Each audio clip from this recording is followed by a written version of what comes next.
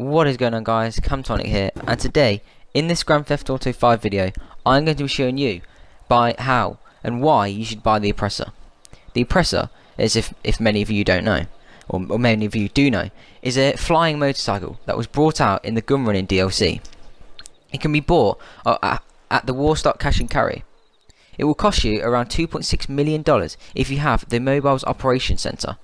However, if you do not have the Mobile's Operations Center, it will cost you around $3.5 million. This is $900,000 cheaper if you had the Mobile's Operations Center than it would cost if you did not have it. So as you can see on screen, I'm just delivering it to my apartment now. So yeah, this is all my money being spent on this. So guys, thank you for all the support on the latest video. I'm going to cut back in a few seconds, showing you that when it's going to be delivered. I'll see you guys in a sec.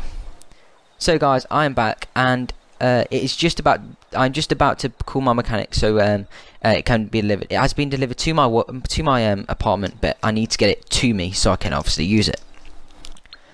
While my mechanic's getting it for me, I'll just like to say thank you for all the support on the latest video, all the subscribers, the new subscribers I got, and also the views and the likes. I really do appreciate for getting all these views and likes on the latest video and the first video on this channel. But I hope there are many more subscribers, views and likes to come.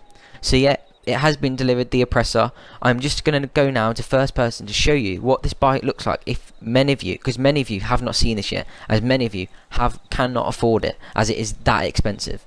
So at the back you can see the wings. These are retractable wings that extend in and out, meaning allowing you to fly.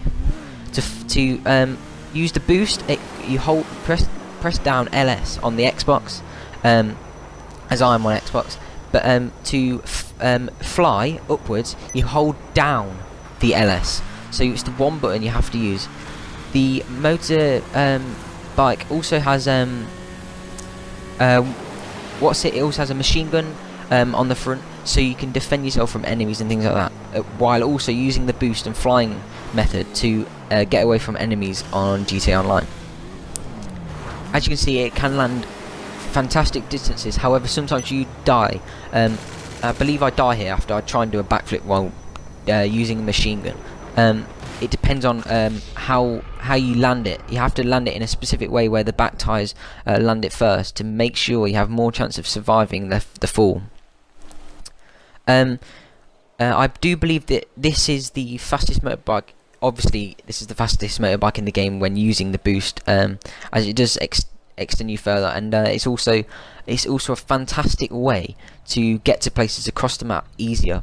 I'm not entirely sure whether you can use this in missions yet. I assume you can, simply because even though it's a Warstock Cash and Carry vehicle, it gets delivered to your apartment, so I think you can use it in missions without having to call it.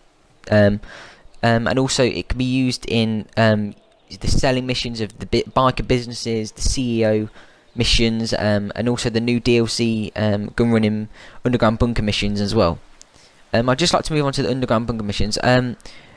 One key thing with the underground bunker missions is that you do it with associates, especially when you've got a lot of supplies to collect, as the supplies do drop rapidly. But the good thing is your value of your business does increase quicker than the likes of the biker businesses, like the weed farm, the counterfeit goods and things like that, metamorphine.